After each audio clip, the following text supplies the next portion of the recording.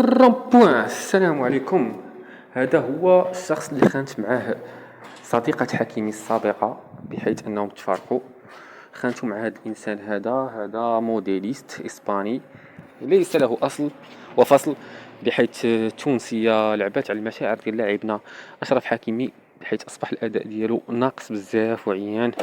وهادشي ماشي من الصفات ديال العرب بتاتا، هادشي ماشي صفات ديال العرب، ماشي من الصفات ديال المسلمين.